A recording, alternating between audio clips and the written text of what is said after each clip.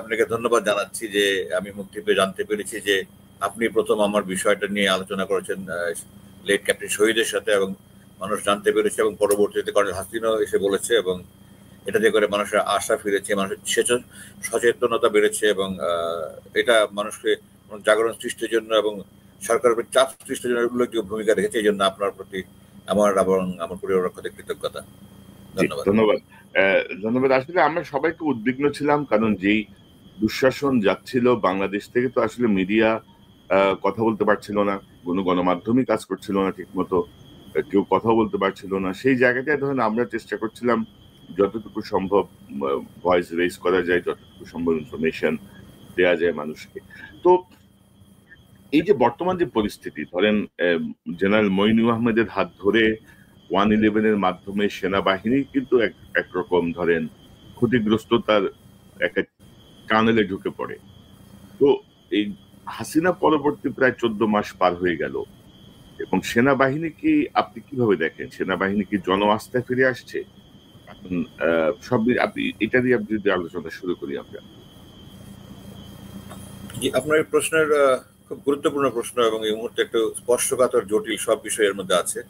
এটা কোনো কুইক মানে এক বাক্যে কোনো অ্যান্সার দেওয়া যাবে না। তবে অবশ্যই তাদের অধিকার আছে। তবে আমি মনে করি যে এটা একটা বিশাল অর্জন।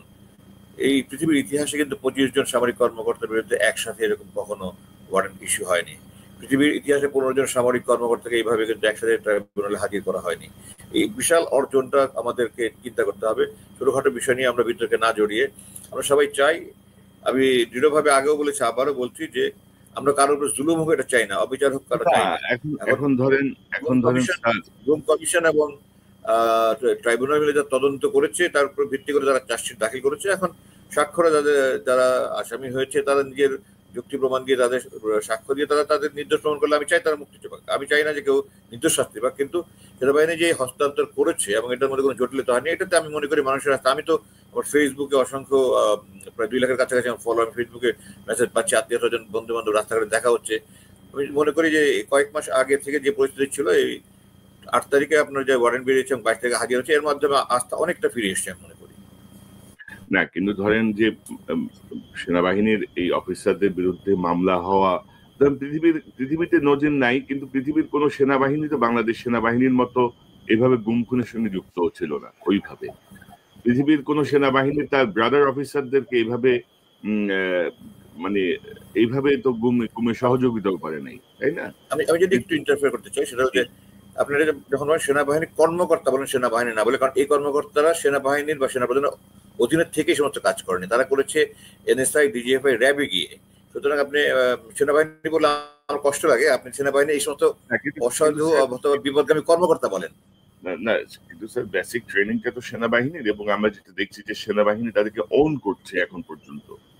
সেনাবাহিনী যখন তাদেরকে ওন করবে, যে এবং আপনি জানেন কিনা যে এইসব যারা অভিযুক্ত ব্যক্তি, তাদের মামলার খরচ পর্যন্ত আপনার সেনাবাহিনী বহন করার সিদ্ধান্ত নিয়েছে ইন্টারনালি। আপনার পরিবারের পাশে কি দাঁড়িয়েছিল সেনাবাহিনীর? কেউ তো দাঁড়ায়নি। আপনার পরিবারকে যত রকম ভাবে হেনস্থা করা যায় সেই চেষ্টাই তো হয়েছে। তো আমরা ওভারঅল সেনাবাহিনী বলছি না, আমরা যেটা বলছি, আমাকে যে অপহরণ করেছে, আমাকে যে অপহরণ করেছে, এটা আমার মা এবং স্ত্রী থানা যখন জিডিএনটি করতে গেছে, 2বার যাওয়ার পরে 3য়বার যখন গিয়েছে, তখন তাদেরকে বলা হচ্ছে আপনারা আবার আসলে আপনাদের বন্দী করে রাখা হবে। মানে কি ভয়ানক অবস্থা। জি বলেন, সরি। জি, তো সেই জায়গাটা থেকে আর কি ধরেন আমাদের যে বিষয়টা, আমরা কিন্তু হাসিনা পরবর্তী সময়ে বারবার বলছিলাম, জেনারেল ওয়াকারের মনোযোগ আকর্ষণ করছিলাম যে আপনি 35 থেকে 50 জন ম্যাক্সিমাম দুর্বৃত্ত অফিসার, আপনি এদেরকে আপনি পোষণ করেন না, এদেরকে পুষে রাখেন না, এদের বিরুদ্ধে ব্যবস্থা নেন, আপনি ব্যবস্থা নেন। তো উনি সেটা করলেন না। ওনার এই যে হঠাৎ করে এই যে মমত্ববোধ, এবং আমরা দেখছি যে হাসিনার সঙ্গে যে এই হ্যান্ডগুলো ছিল, সেই হ্যান্ডগুলো এখনো অনেক শক্তিশালী ওনার আশেপাশে। এবং জেনারেল ওয়াকার তো আপনার স্টুডেন্ট, তো এই বিষয়টা নিয়ে কোনো কথা হয় না আপনার সাথে, বা আপনি কোনো পরামর্শ দেন নেই? না, হয়েছে। আপনার ওই যে আমি বলেছি তো, আমার সাথে উনি বলেছিলেন, তার আমি আপনাকে একটা রূপক একটা কথা বলি। মনে করেন আপনি একটা পরিবারের, আমরা 6 ভাই, আপনি আমার বড় ভাই, আমি মেজো ভাই। হ্যাঁ, আমার ছোট 4টা ভাই আছে আমাদের, তো 4টা ভাই আপনার উপরে জুলুম করেছে। তারপরে আমার কাছে এসে বলল, ভাই মেজো ভাই আমরা তো ভুল করে ফেলছি, আমাদেরকে একটু মাফ করে দেওয়ার ব্যবস্থা করে দাও।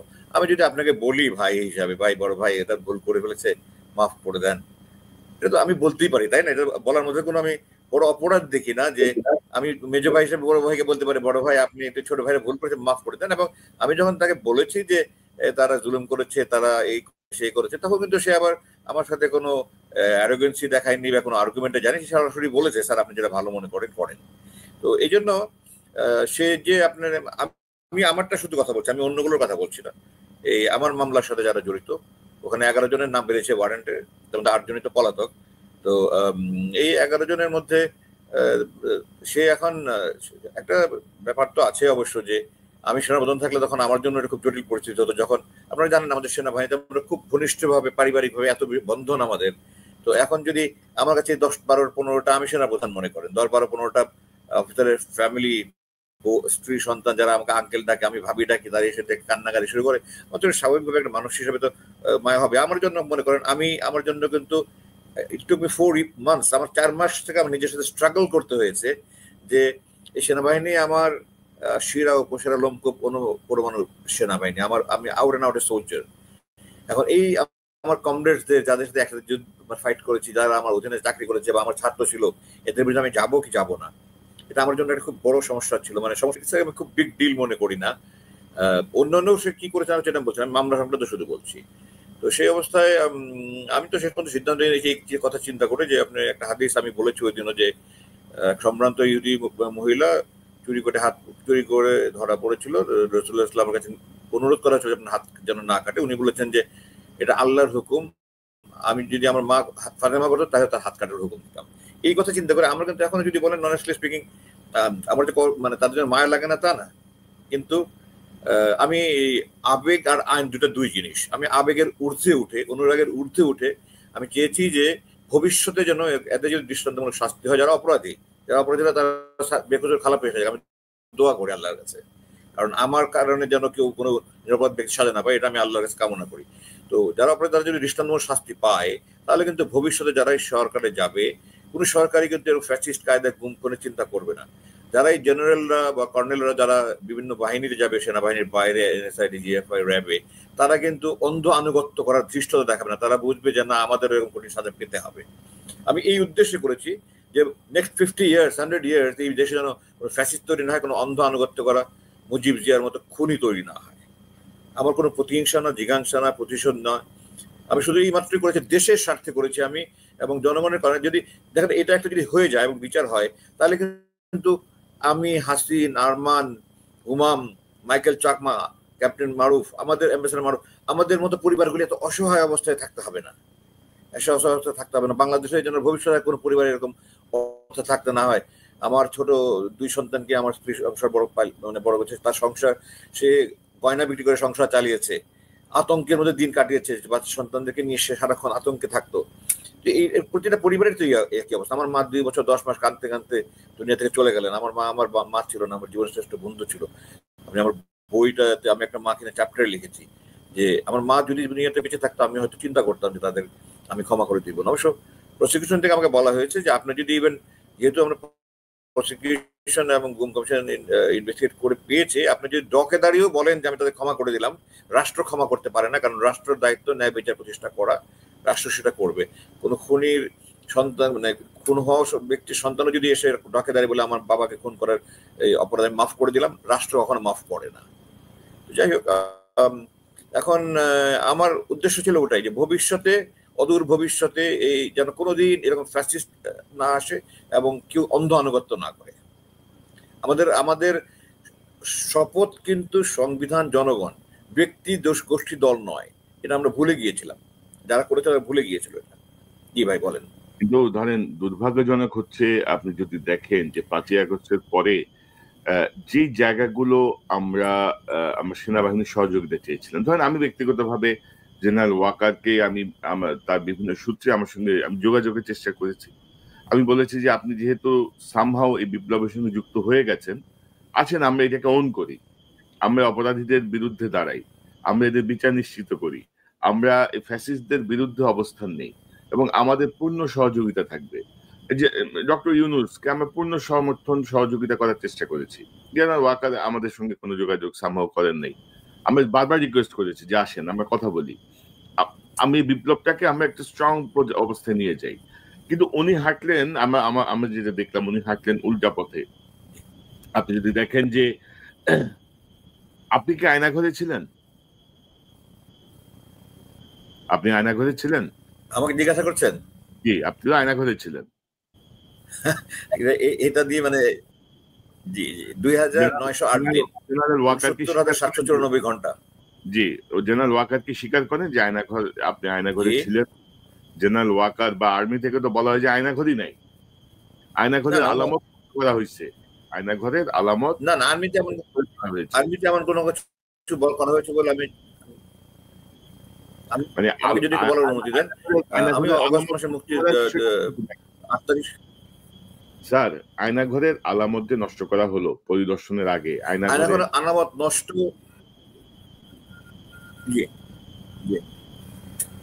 এটা আমি খবর পেয়েছি, খবর নিয়েছি অ্যাকচুয়ালি যারা ভিতরে আছে তাদের মাধ্যমে আমি একেবারে শতভাগ নিশ্চিত হয়েই বলছি যে এটা আপনার এই 5 তারিখের পর থেকে পরবর্তী 2-3 দিনের মধ্যে এটাকে ধ্বংস করা হয়েছে।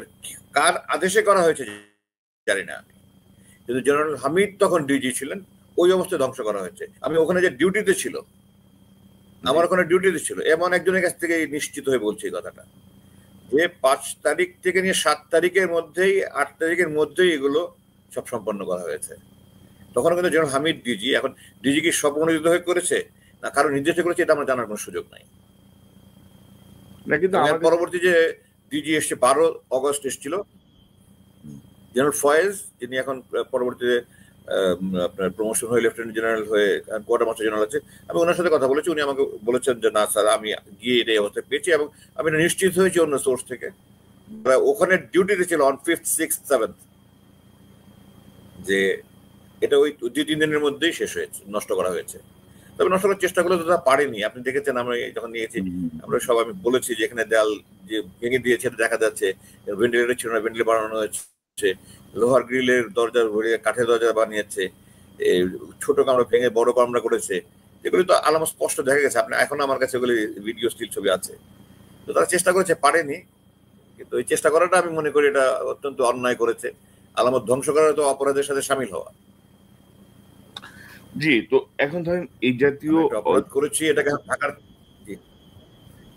মানে এই জাতীয় অপরাধীদেরকে আপনি সেনাবাহিনীর ভেতর থেকে সরানোর ব্যাপারে জেনারেল ওয়াকার কি আপনি তৎপর মনে করেন? যে মানে সেনাবাহিনীর যে সম্মান যতটুকু নষ্ট হলো, আমরা অ্যাকচুয়ালি আমাদের সেনাবাহিনীকে আমাদের দেশপ্রেমিক সেনাবাহিনী হিসেবে মানুষের যে শ্রদ্ধা জায়গা ছিল সেই জায়গাটা নেয়ার জন্য জেনারেল ওয়াকার কি সচেষ্ট তৎপর? উনি কি বুঝতে পারছেন বিষয়টা? মানে অনেক ডাইনামিক্স যেখানে কাজ করে। আপনি দেখেন উনি কিন্তু আমার মুক্তির পর আমার সাথে দেখা করেছে, এবং উনি নিজে তদন্ত কমিটি করে কয়েক সপ্তাহের মধ্যেই কিন্তু উনি একদম 5 সদস্য বিশিষ্ট তদন্ত কমিটি করেছিলেন। যেখানে বিডিআর এর হত্যা কিন্তু লেফটেন্যান্ট জেনারেল জাহাঙ্গীর নেতৃত্বে 4 জনের সদস্য কমিটি ছিল, 4 জনের কমিটি ছিল। আমার এটাতে উনি একজন অতিরিক্ত মেজর জেনারেল দিয়েছেন, এবং খুব দ্রুত এটা শেষ করে দ্রুত উনি রিটায়ারমেন্টে পাঠিয়ে দিয়েছেন ডিজিদেরকে, যারা তখন কর্মরত ছিল।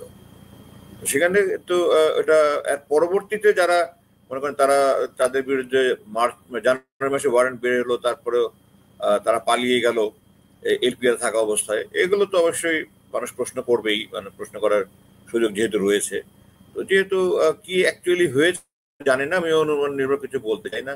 ডাইরেক্টর যারা ছিল তাদের ব্যাপারেও তারা তো এখনো তারা চাকরিতে আছে কিনা, একজন তো রিটায়ারমেন্ট চলে গেছে, তৌহিদ যে প্রথমেই ছিল যে আমাকে অপহরণ করেছে যে ডাইরেক্টর, কিন্তু বাকি যে 4 ডাইরেক্টর তারা তো যখন ওয়ারেন্ট বের তখন তারা চাকরিতে ছিল।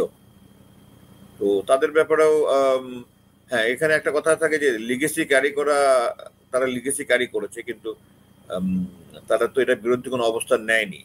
তারা চেষ্টা করেছে বলে আমাকে জানিয়েছে, যেটা আমি বলেছি অলরেডি। তারা আমার সাথে দেখা করেছে, আমাকে বলেছে স্যার আমরা চেষ্টা করেছি, পারিনি, আমাদেরকে ক্ষমা করে দেন। কিন্তু এটা তো এখন আইনের দৃষ্টিতে আবেগ দিয়ে চলে না আইন। এখন তারা আবার আমি এখন কি অবস্থায় তাদের স্ট্যাটাসটা এটা আমি জানছি না। তারা আছে ওখানে আছে, তারা কর্মরত কি কর্মরত না, তাদের কি অবসর দেওয়া হয়েছে না বরখাস্ত করা হয়েছে বা কিছু, এটা আমি জানি না। তবে এখানে একটা প্রশ্ন আসছে এটা এই প্রসঙ্গে যে আপনার 2 সপ্তাহ না 3 সপ্তাহ আগে যে থার্ড অ্যামেন্ডমেন্ট করা হয়েছে যে ওয়ারেন্ট বেরিয়ে হলে তখন তারা চাকরিতে নেই বলে ধরে নেওয়া হবে, এটা নিয়ে প্রশ্ন হচ্ছে কেউ তড়িঘড়ি করে করলো কেন। কিন্তু কথা হলো যে এটা তো বেসামরিক প্রশাসন বা পুলিশের জন্য আগে থেকে প্রযোজ্য ছিল। তো সেনাবাহিনী তো দেশের অংশ হিসেবে দেশের আইনের বাইরে নয়, তারা এটা আগেই কেন ছিল না, এটা আমার একটা প্রশ্ন যে এটা শুধু কেন বেসামরিক প্রশাসনে যারা বা পুলিশের জন্য তাদের জন্য ছিল, এটা সেনাবাহিনীর জন্য ছিল না। কারণ তারা যে সমস্ত অপরাধ করেছে তাদের মধ্যে দেখেন 4টা অপরাধের কোনো আইন সেনাবাহিনীতে নাই। আমরা যখন যুদ্ধ করি, যুদ্ধ সামনাসামনি যুদ্ধবন্দী নেই, আমরা অ্যাবডাক্ট করি না, আমরা অপহরণ করি না, আমাদের জন্য অপহরণের কোনো আইন নাই। আমরা যখন যুদ্ধবন্দী নেই এটা আইনি ভিত্তি আছে। 93,000 পাকিস্তান সেনাবাহিনী সৈনিক 1973 সাল পর্যন্ত ভারতে বন্দী ছিল, পিওডব্লিউ যেটা বলে, প্রিজনার অফ ওয়ার। এটাও কিন্তু আনলফুল ডিটেনশন নয়। তো তারা অ্যাবডাক্ট করেছে, তার আনলফুল ডিটেনশন, এটা তো অনৈতিক কথা, এটা তো অস্বাভাবিক কথা। তো এটার জন্য তাদেরকে বেসামরিক কোর্টে আদালতে আসতেই হবে। এবং পৃথিবীতে এটা এমন মানে প্রথম নয় যে এরকম কর্মকর্তা আমাদের কেন দেখেন, জেনারেল রেজাকুল হায়দার, তারপরে জেনারেল রহিম, তারপরে আপনার যে কর্নেল সাইদ 7 খুনের যে নারায়ণগঞ্জের, এখন জেনারেল জিয়া, জেনারেল মুজিব, তারা কি বেসামরিক আদালতে বিচারাধীন না? তো তাহলে ওটা মানে যারা বলছে সামরিক আইনে তাদের বিচার করতে পারবে, এটা তারা না জেনে বলছেন। যদি সরকার আইন জানে, আমি জানেন আমাদের বাংলাদেশ সেনাবাহিনীর একটা ব্রাঞ্চ আছে, জাজ অ্যাডভোকেট জেনারেল ব্রাঞ্চ বলে, আমরা জ্যাক ব্রাঞ্চ বলি সংক্ষেপে। এবং ওটা প্রধান একজন ব্রিগেডিয়ার জেনারেল হয়, ল পাস করে তারা আর্মিতে ঢুকে এবং তারা অফিসার হিসেবে আমাদের আইনগত বিষয়ের মতো পরামর্শ দেয়। আমি 2জন সাবেক ওই জ্যাক ব্রাঞ্চের হেডের সাথে কথা বলেছি, 2জনই আমাকে নিশ্চিত করেছে স্যার এই 4টার একটা আইনও আমাদের বিচার করার মতো নাই। তো তাহলে এরা কি আইন নাই দেখে তারা কি মাফ পেয়ে যাবে? এটা তো হতে পারে না। Injustice anywhere is to justice everywhere. তো এটাতে তাদেরকে শাস্তি পেতেই হবে। কে কতটুকু অপরাধ করেছে এটা তো সাক্ষ্য প্রমাণিত হবে আদালতে, এটা ব্যাপারে আমার কিছু বলার নেই। কিন্তু সেনাবাহিনীর অফিসার বাইরে সাজা পেতে পারবে, এই ধরনের আইন বিচার করতে পারবে না, এটা তো হাস্যকর কথা। কিন্তু আমার মনে হলো আমাদের আলোচনার শুরুতে আপনি এই যে এই যারা গুম খুনের অভিযোগে অভিযুক্ত তাদেরকে যে এসি বাসে নিয়ে আসে আলাদা সাব জেলে রাখা, আপনি একটু মৌন সমর্থনের মতো আমি দেখছি আপনার, এটা কি ঠিক হচ্ছে? এটা কি সেনাবাহিনীর? আমি মৌন সমর্থন দিচ্ছি আমি বলছি না, আমি ব্যক্তিগতভাবে নীতিগতভাবে আমি সেনাপ্রধান হলে আমি এই ধরনের ব্যবস্থা করতাম না। আমি যেটা বলতে চাচ্ছি সেটা হলো যে দিস ইজ এ ভেরি মানে ট্রিফলিং ম্যাটার। এই জিনিসটা নিয়ে বেশি বাড়াবাড়ি করে আমার লাভ, সে কি 5 স্টার হোটেলে আছে না মাটিতে আছে, সে কি বিরিয়ানি খাচ্ছে না রুটি খাচ্ছে, এটা যে বড় কথা হলো সে সুবিচার পাচ্ছে কিনা, এখানে বিচার যথাযথ হচ্ছে কিনা, সাক্ষ্য সাবুত যেগুলো আছে এগুলো হচ্ছে ওইদিকে আমাদের ফোকাস করা দরকার। এটা নিয়ে আমরা অযথা বাড়াবাড়ি করে লাভটা কি হবে আমাকে বলেন, আমাকে মানে না। কিন্তু স্যার অপরাধীদের পেছনে যদি বিচারক যদি দেখে, প্রসিকিউশন যদি দেখে যে এই অপরাধীদেরকে বিশেষ ব্যবস্থায় সেনাবাহিনী আদর করছে, আদরে রেখেছে, এরা সাব জেলে নাই, এরা সাব জেলে আছে, এরা সাধারণ জেলে নাই, এটা তো মানসিক চাপ সৃষ্টি হয় বিচারকের উপর। আমি একটু বলি আপনাকে, আদালতের বিধান, আমি এটা নিয়ে চিফ প্রসিকিউটরের সাথে কথা বলেছি, আদালতের বিধান আদালত বলবে তাকে কারাগারে প্রেরণ করা। কোন কারাগারে রাখবে, ঢাকা, কাশিমপুর, নারায়ণগঞ্জ বা ঢাকা শহরে কোনো সাব জেল বা ঢাকার বাইরে কোনো সাব জেল, এটা কিন্তু এন্টায়ারলি স্বরাষ্ট্র মন্ত্রণালয়ের সিদ্ধান্ত অনুযায়ী হয়। এবং সেই হিসাবে স্বরাষ্ট্র মন্ত্রণালয় কেন দিল এটা স্বরাষ্ট্র মন্ত্রণালয়ের সাথে আপনারা জিজ্ঞাসা করতে পারেন যে কেন তারা এটা সাব জেলের অনুমতি দিল। কিন্তু স্বরাষ্ট্র মন্ত্রণালয় থেকে অনুমতি দেওয়া হয়েছে, সাব জেলের প্রজ্ঞাপন জারি হয়েছে। এবং সেই হিসাবে আপনারা জানেন যে একটা বিল্ডিং ওখানে উঁচু তার কাটা দিয়ে বেড়া দিয়ে এটাকে সাব জেলের মতো জেলের মতোই বানানো হয়েছে। তো এখন সাব জেলটা তো স্বরাষ্ট্র মন্ত্রণালয় থেকে প্রজ্ঞাপন জারি হয়েছে। আপনারা আমি মনে করি উপদেষ্টাকে আপনারা সরাসরি প্রশ্ন করেন আপনি এটা কেন অনুমতি দিলেন। আমি স্বরাষ্ট্র উপদেষ্টা হলে আমি অনুমতি দিতাম না, আমি সেনা প্রধান হলে আমি হয়তো অ্যাপ্রোচ করতাম না। এখন সেনা প্রধান অ্যাপ্রোচ করেছেন না, স্বরাষ্ট্র উপদেষ্টা উনি নিজে সামরিক কর্মকর্তা হিসেবে উনি স্বপ্রণীত হয়ে করেছেন, এটা আমার ফার্স্ট হ্যান্ড কোনো নলেজ নেই। আপনার কি না হলে ভালো হতে বলে মনে করি। কি বলেন? আপনি স্বরাষ্ট্র উপদেষ্টা জেনারেল জাহাঙ্গীরকে আপনি কি মনে করেন, মানে আপনি কি কতটুকু কনফিডেন্ট তার প্রতি উনি একটা রাইট ডিসিশন নিজে নিতে পারেন সিদ্ধান্ত? বা গত 14 মাসে ওনার পারফরমেন্স, আপনার কি বললেন? আমি ব্যক্তিগতভাবে কারো সমালোচনা করা পছন্দ করি না। না এটা আমি সমালোচনা করা তো গীবতের পর্যায়ে পরে যে আল্লাহ নির্দেশ করেছে। না স্যার, এগুলো হচ্ছে জি। রাষ্ট্রের স্বার্থে আমাদেরকে অনেক কথাই বলতে হয়। এখন গীবত বা সমালোচনা এভাবে ভাবলে আমরা অনেক কথাই বলতে পারবো না। না, আমি আপনার সাথে না, রাষ্ট্রের স্বার্থে কিন্তু যেখানে কোরআন বলেছে যে গীবত করার নিষেধ, হ্যাঁ, আমি আপনাকে এখানে রেফারেন্স দিচ্ছি। আমি কেন জেনারেল মঈন বা যারা জুলুম করেছে তার বিরুদ্ধে বলি? সূরা নিসা 4 নম্বর সূরা 148 নম্বর আয়াতে আল্লাহ বলেছেন যে আল্লাহ জালিমের মন্দ প্রচার ছাড়া আর কারো মন্দ প্রচার পছন্দ করেন না। তো সেই সময় জালিমের মন্দ প্রচার করা যায়, এটা কোরআন অনুযায়ী সিদ্ধ, জায়েজ, অনুমতিপ্রাপ্ত। তো স্বরাষ্ট্র উপদেষ্টা তো আমার সাথে সরাসরি কোনো জুলুম করেননি, সেই হিসাবে আমার সেই যদি আমি কিছু বলি এটা গীবতের পর্যায়ে পড়ে যাবে। আর আমার ব্যাপারটা তো আপনি ভালো করে জানেন যে আমার একটা সব আগুন লেগে যেতে পারে। না ব্রিগেডিয়ার আজমি, ধরেন তিনি তো জুলুমকারীদেরকে সহায়তা করছেন, জুলুমকারীদেরকে কমফোর্ট দিচ্ছেন। সেই জুলুমকারী যারা মানুষকে গুম করে রেখেছে বছরের পর বছর, যারা নির্মম ভাবে হত্যা করেছে মানুষকে, সহায়তা করেছে, নির্দেশ দিয়েছে, তাদেরকে তিনি আরাম কমফোর্ট দেওয়ার চেষ্টা করছেন। তো এটাও তো জুলুমকে সহযোগিতা করা।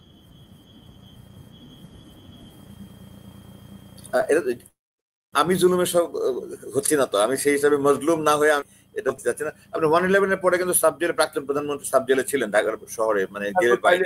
তাহলে আপনারা এবার এখন অনেক মন্ত্রী মিনিস্টার আবার জেলে আছে, চিফ ইলেকশন কমিশনের। না, তাহলে ধরেন এক যাত্রায় কেন পৃথক ফল হবে? আপনারা দাবি করেন। আমি এটাকে জাস্টিফাই করতে যাচ্ছি না, অনেক ভাই জাস্টিফাই করতে, আমি বলছি যে এটা একটা মানে বিচার প্রক্রিয়ার মধ্যে,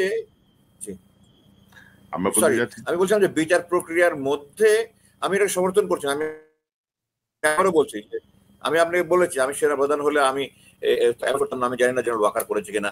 আমি স্বরাষ্ট্র উপদেষ্টা হলে আমি এই অনুমতি দিতাম না। কিন্তু আমি এটাকে বলছি যে এটাকে আমি জাস্টিফাই করার জন্য বলছি না। আমি বলছি যে এটা নিয়ে আমরা অযথা জিনিসটা মানে চিন্তা না করে আমরা বিচারটা যেন সুষ্ঠু হয়, সুন্দর হয়, সুবিচার হয়, এটার দিকে আমরা ফোকাস করি। আমি সেই জিনিসটা গুরুত্ব দিচ্ছি আর কি। না স্যার, বিচারটা সুষ্ঠু করার জন্যই আমাদের বিচারটা সুষ্ঠু করার জন্যই অপরাধীদেরকে অপরাধ হিসেবে ট্রিট করতে হবে, জামাই আদরে রাখলে হবে না। এটা হচ্ছে কথা। কারণ হচ্ছে অপরাধীরা যদি একটা নির্জন জায়গায় না পৌঁছায়, সাধারণ কয়েদিদের মতো যদি না পৌঁছায়, ওনাদের সে উপলব্ধি হবে না। ওনাদের বাসা থেকে খাবার আসতেছে, স্ত্রী সন্তানরা দেখা করতেছে, ওনারা ওনাদের মতোই আছে। মানে এইটা স্যার মানার কোনো কারণ নাই। না, এটা বোধহয় সঠিক নয়। তাহলে সে কি হয়? বাসা থেকে খাবার আসতেছে, তথ্যটা বোধহয় সঠিক নয়।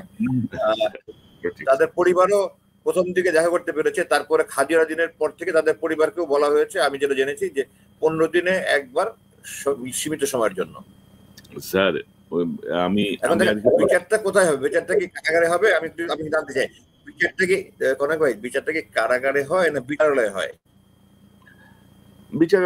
বিচারালয়ে হয়, আদালতে হয়।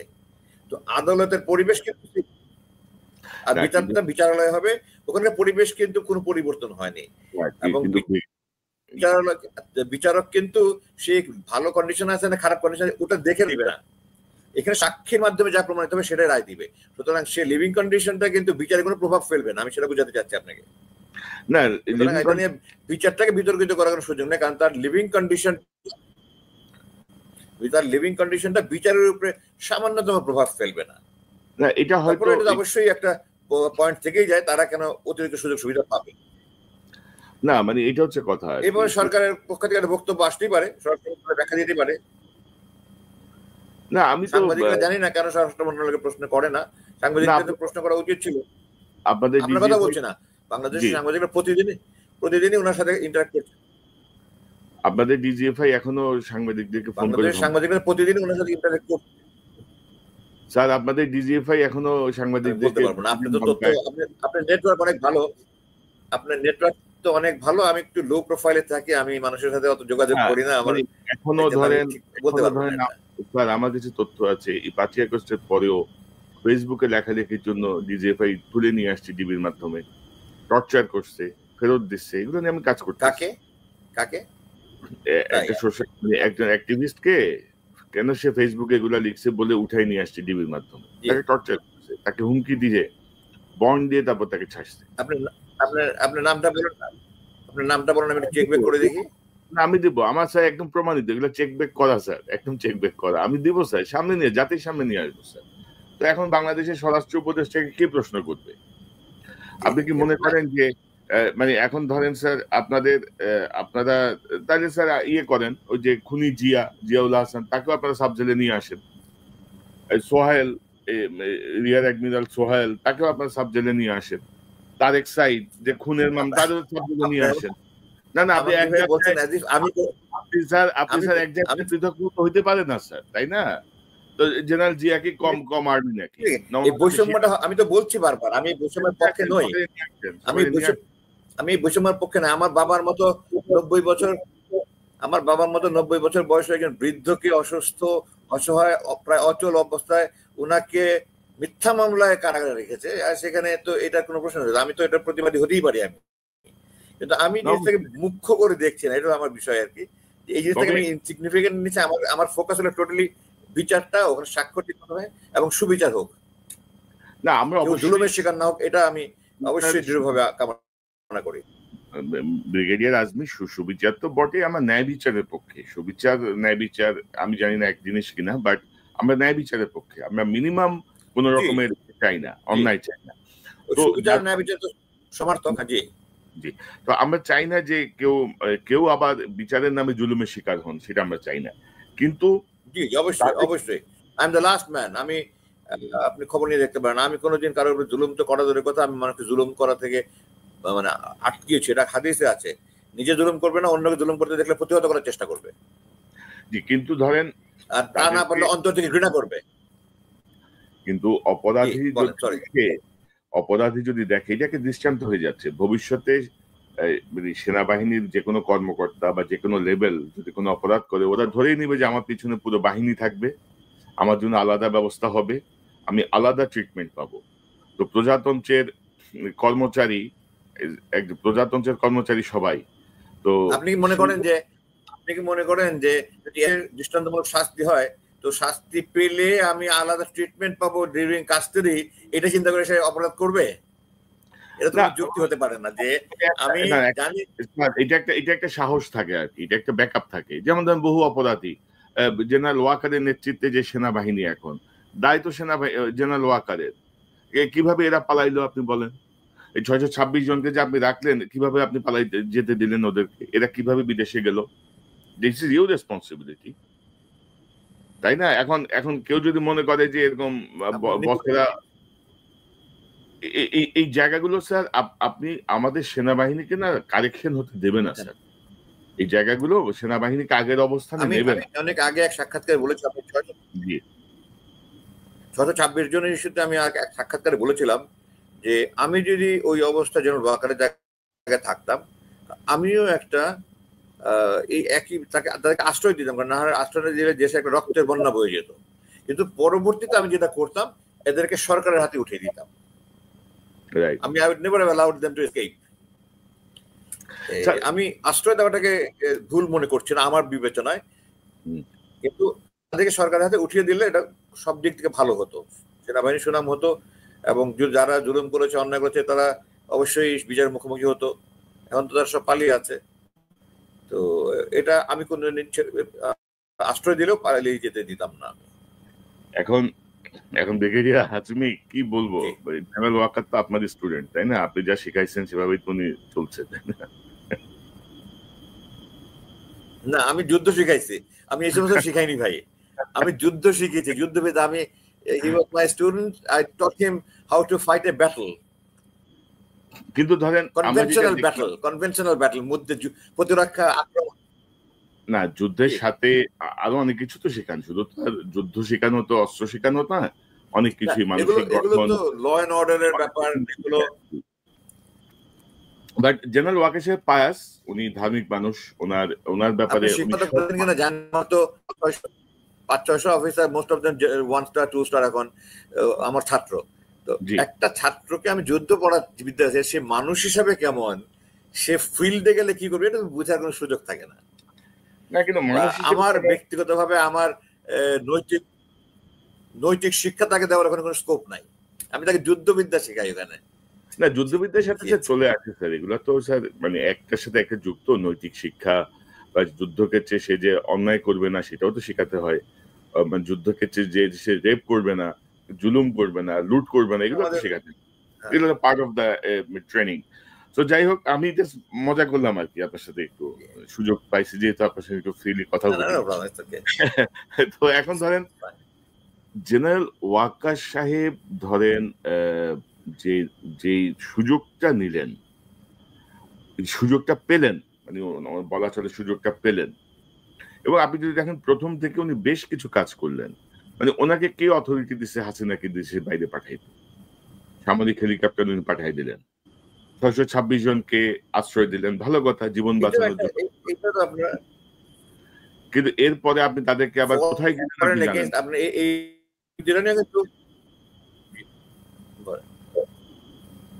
বলেন, সরি। না, তো এই যে দায়িত্বগুলো ওনাকে কে দিল? উনি যে সব প্রণোদিত, উনি কি ডুয়েল শাসন চালু করছে বাংলাদেশে, এরকম মনে হচ্ছে আপনার কাছে গত 14 মাসে?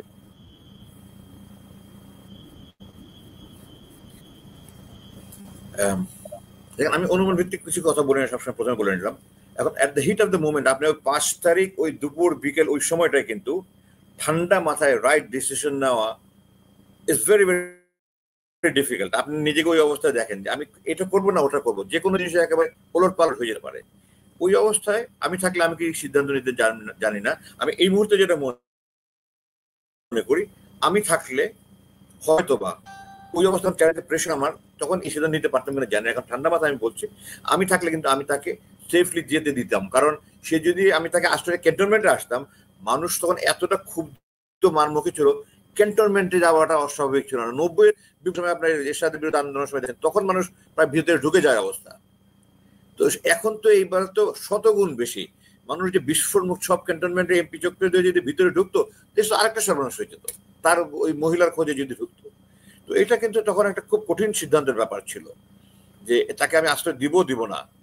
তো আমি এখন মনে করছি, যেটা আপনাকে বললাম, আমি ওই অবস্থায় থাকলে আমি এটা সিদ্ধান্ত নিতে পারতাম কিনা জানি না, কিন্তু আমি এখন যেটা মনে করি, এটা যেতে দেওয়াটা একদিকে খারাপ হয়নি এই কারণে যে তখন যদি আশ্রয় দেওয়া হতো, মানুষ এতটা মানমুখী ছিল। আমি অনেকের সাথে আলাপ করেছি যে তারা ওখানে গিয়েছে, যে আমরা যদি পেতাম তাহলে টুকরা টুকরা করে ফেলতাম। এই যে মনোভাবটা লক্ষ লক্ষ লোকের, এরা যদি ক্যান্টনমেন্টে ঢুকতো, দেশের আপনি চিন্তা করেন সর্বনাশ হয়ে যেত না একটা। আমরা এখানে থিওরিটিক্যালি অনেক কিছু বলতে পারি, আমরা প্র্যাকটিক্যালি অন গ্রাউন্ড জিনিস হ্যান্ডেল করা, এবং পিক অফ দ্য মোমেন্ট, জীবনে কোনো যেরকম পরিস্থিতি হয়নি, পিক অফ দ্য মোমেন্ট ওখানে রাইট ডিসিশন নেওয়া। মানুষ ভুল করতে পারে, যদি আপনার মূল্যায়ন হইতে পারে যে না আমি আশ্রয় দিতাম, আমি যেতে দিতাম না, এটা ম্যান টু ম্যান ভ্যারি করতেই পারে। কিন্তু আমার মূল্যায়নে আমি মনে করি যে আমি হলে আশ্রয় দিতাম, কিন্তু আমি পালিয়ে যেতে আশ্রয় দিতাম না, আমি চলে যেতে দিতাম। কারণ আশ্রয় দিলে আমার ক্যান্টনমেন্ট হুমকির মুখে পড়তো, আমার নিরাপত্তা হুমকির মুখে পড়ে যেত। সমস্ত লক্ষ মানুষ, আপনি চিন্তা করেন, এক একটা যদি 10-20 হাজার করে মানুষ ক্যান্টনমেন্টে ঢুকতে থাকতো, আপনার অস্ত্রাঘাত লুট হয়ে যাওয়ার আশঙ্কা ছিল, আপনার একবারে দেশে একটা সিভিল ওয়ার হয়ে যাওয়ার আশঙ্কা ছিল। আমরা একটু চিন্তা করতে হবে জিনিসটা, যে ইমপ্লিকেশন কি, এটা কি হতে পারতো। আমরা শুধু আবেগ দিয়ে কথা বললে হবে না। আপনি মানুষের তো, আপনি আমাকে ভালো দেখেছেন, আমি তো লাইভ দেখি না, আপনি তো দেখেছেন মানুষের তখন কি মানসিক অবস্থা, যে দেওয়াল ভেঙে ফেলেছে, এটা খুলে নিয়ে আসছে, এটা খুলে নিয়ে আসছে। ওই অবস্থায় যে ব্যক্তির কারণে এই অবস্থা, তাকে তো ছিঁড়ে ফেলতো না। এখন ধরেন স্যার, এখন ধরেন এই যে পরিমাণ গুম খুন, যে পরিমাণ বিভীষিকাময় শাসন ব্যবস্থা ছিল, নিকোলাই চৌসেস্কুর মতো বিচার হতে পারত। তো আপনি তাকে জামাই মানে এত এত খাতির করে ইন্ডিয়াতে কেন পাঠিয়ে দিলেন? তো আপনি তো, এবং এখন যেটা করছে হাসিনা, ইন্ডিয়াতে বসে বসে পুরো দেশের মধ্যে, আপনি হলে কি করতেন? আপনি সেনাপ্রধান হলে কুইক ট্রায়াল হবে। কনক ভাই, আপনি যদি সেনাপ্রধান হতেন ওই মুহূর্তে, মনে করেন, what would you have done? আপনি অবশ্যই তাকে ওই মুহূর্তে উনাকে কোথায় রাখতেন আপনি? না, অবশ্যই তাকে কুইক ট্রায়ালের মুখোমুখি করা হতো। তখন পুলিশ তো,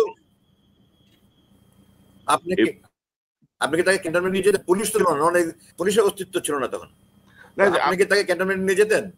অবশ্যই নিয়ে যেতাম। ক্যান্টনমেন্টে নিয়ে যান, অন্য কোনো সিকিউরিটি প্লেসে নিয়ে যান, সেটা সম্ভব ছিল। আপনি কি ছিল নিয়ে আপনি সামারি ট্রায়াল করেন, তার সবই চোখের সামনে ছিল। তবে স্যার এখন যেটা হচ্ছে 5ই আগস্টের আপনি যেটা বললেন, জি, যে আমি আমি আমার এই আর্গুমেন্টটা কিন্তু আপনি কাউন্টার করতে পারেন নাই যে এই রিস্কটাকে আপনি উড়িয়ে দিতে পারেন যে তার উপরে মানুষ এত ক্ষুব্ধ ছিল যে সব এই চেকপোস্ট ভেঙে মানুষ ঢুকে যেত, সেনাবাহিনী তখন গুলি করতো না, ঢুকে গেলে যখন মানুষ মারমুখী মানুষ যখন ক্যান্টনমেন্টে আক্রমণ করতো, অস্ত্রগাটা শুট করতো, তখন দেশের কি অবস্থা হতো? মানে এই কনসিকুয়েন্সটা তো একবার দেখতে হবে আপনাকে। না আমার আমি মনে তো হয় না সিকিউরিটি এনভায়রনমেন্ট সিকিউরিটি নিয়ে আমি কাজ করে এসেছি 30টা বছর। না, কিন্তু আপনি যদি দেখেন যে আপনি কি 1990 সালে তো আপনি 1990 সালে তো আপনার বয়স অনেক কম, তখন আপনি 1990 তো আমার 10 বছর হয়ে গেছে তখন। তো অবস্থায় তখন জেনারেল এরশাদের ফলের সময় 90 ডিসেম্বর মানুষ তো পারলে ক্যান্টনমেন্টে ঢুকে যায়। আর আজকে এই 35 বছর পরে মানুষের মন মানসিকতা চিন্তা চেতনা তো আরো অনেক মানে আগে হয়ে গেছে। আপনি নিশ্চয়ই দেখেছেন, আপনি এখনো দেখেন কি হচ্ছে প্রত্যেকদিন। তো সেই অবস্থায় মানুষ কতটা রুদ্রমূর্তি হতে পারতো, কতটা আগ্রাসী হতে পারতো এবং ক্যান্টনমেন্টের নিরাপত্তার হুমকির মুখে হতে পারতো, এটা আপনি উড়িয়ে দিতে পারেন না। আমি মনে করি এটা অবশ্যই ঝুঁকিপূর্ণ ছিল এবং আমি এখনো বলছি আমি সেনাপ্রধান হলে আমাকে ক্যান্টনমেন্টে রাখার মতো, আমার ক্যান্টনমেন্টের সিকিউরিটি আমার ফার্স্ট। তবে ধরেন জেনারেল ব্রিগেডিয়ার আজমি, আমি যেটা মনে করি আর কি যে আমরা গত 14 মাসে যা দেখছি এবং গত হাসিনার 15 বছরের সেনাবাহিনীর যে ভূমিকা দেখেছি, ওই ভূমিকার সাথে এখন খুব বেশি আমরা দেখছি না। এখনো সেই রিফাইন্ড আওয়ামী লীগের পরিকল্পনা আছে শীর্ষ নেতৃত্বের মাথায়। এখনো হাসিনার অনুগত অফিসারদেরকে ইন্ডিয়া পাঠিয়ে দেওয়া হচ্ছে, হাসিনার অনুগতদের তোষণ করা হচ্ছে। তো আমরা যে সংস্কারটা চেয়েছিলাম আসলে সেটি হচ্ছে না। এবং আপনি এই কথা বলছেন, আমার তো মনে হয় যে পরবর্তী বিপ্লব যদি হয়, জনগণ যদি ফুঁসে ওঠে, এবারে বিপ্লব তো জাহাঙ্গীর গেটে এসে থেমে গেছিল, পরবর্তীটা জাহাঙ্গীর গেটের ভিতর থেকে শুরু হবে এই যদি সংস্কার না হয় প্রপারলি। আপনি যদি অপরাধীদেরকে যদি তোষণ করেন, অপরাধীদের যদি রক্ষা করেন, আপনি যদি জেনারেল মুজিবকে দেশের বাইরে পাঠিয়ে দেন, জেনারেল কবিরকে দেশের বাইরে পাঠিয়ে দেন, অপরাধীদেরকে আপনি যদি আপনার ব্রাদার ইন আর্মস বলে পোষণ করেন, আর ব্রিগেডিয়ার আজমির মতো একজন ব্রাদার ইন আর্মসকে আপনি 9 বছর গুম করে রাখেন, তো বিপ্লব ভিতর থেকে শুরু হবে। তখন এটা আপনি ঠেকাবেন কি করে? মানুষকে এত এত এত হিসাব করে স্যার? মানুষ যখন বন্দুকের সামনে দাঁড়ায়, বুকে রক্ত দেয়। কথাটা আমি একটু বলি, জেনারেল মুজিব যে আইনজীবীর কাছে যাচ্ছে বলে চল গেল, তারপরে তাকে আর পাওয়া যায়নি। এখন সেনাবাহিনী তার প্রতি আলাদাভাবে শুধু তাকে এসকেপ করতে দিবে, বাকিদেরকে দিবে না, এটাও আমি যত কারণ দেখি না। সে নিজে থেকে হয়তো চলে গেছে বলে আমি মনে করি। সুতরাং আপনারা যদি শতভাগ নিশ্চিত না থাকে, দয়া করে সেনাবাহিনীকে ব্লেম করবেন না। আপনি নিশ্চিত থাকলে বলেন আমি আমাকে প্রুফ দেন, আমি ব্লেম সেনাবাহিনীকে এজ এ হোল। আপনি কিন্তু এখানে একটা ভুলে গেছেন যে এই 15 বছর সেনাবাহিনী যা কর্ম করেছে, সেনাবাহিনী আবারও বলছে করেনি। সেনাবাহিনীর অফিসার বিপদগামী বিব্রত বাইরে গিয়ে করেছে, সেনাবাহিনীর ভিতরে থেকে করেনি। আমি আপনাকে বলি স্যার, ধরেন আমি এটাকে আলাদা আপনি এমফেসিস দিচ্ছেন। ধরেন স্যার, আমরা বলি না যে পাকিস্তানের সঙ্গে আমাদের যুদ্ধ হয়েছে, ভারত আমাদেরকে এই করতেছে, ভারতের জনগণকে আমাদের সাথে নাই আছে তো। আন্দোলনের সময় ভারতেও তো আন্দোলন হয়েছে, কলকাতায়ও আমাদের হাসিনার বিপক্ষে কিন্তু ছাত্রদের সমর্থনে আন্দোলন হয়েছে। এখন করতেছে তো মোদী সহ একটা গ্রুপ। পুরো ভারতবর্ষের মানুষ তো আর বাংলাদেশের বিপক্ষে না, পুরো পাকিস্তানের মানুষ তো বাংলাদেশের বিপক্ষে না, করছে কারা? একটা গ্রুপ বাংলাদেশের সঙ্গে। তো এটা স্যার চলে আসে, এটা হচ্ছে স্যার টকিং টার্মস আর কি, টকিং টার্মস। তো এখন ধরেন পুলিশ তো আর সাংবাদিক তো আর সবাই ইয়েলো জার্নালিজম করে না, ঘুষ খায় না, ওই সাংবাদিকরা সব এরকম, ওই সাংবাদিকরা চলে আসে। তো ওইটা আছে। এখন ধরেন sir, being a genius officer from Bangladesh army এবং আপনার যে আপনার যে ইন্টেলিজেন্স ট্রেনিং, সার্কামস্টেন্সিয়াল যে এভিডেন্স গুলো, সেটা কি বলে? একটা জেনারেল যে নজরবন্দি, সে গাড়ির বুটে করে পালাই যাবে? Is it possible? তাইলে তো এই সাবজেল থেকেও সব একটা একটা করে পালাই যাবে। It is. That has happened actually. আমি আপনাকে 100% গ্যারান্টি দিয়ে বলছি করেন ভাই, গাড়ি বুটে করে ভাড়া, বাসার সামনে তার গার্ড ছিল, গার্ডও টের পায়নি, কারণ গার্ড তো গাড়ির বুট খুলে চেক করবে না।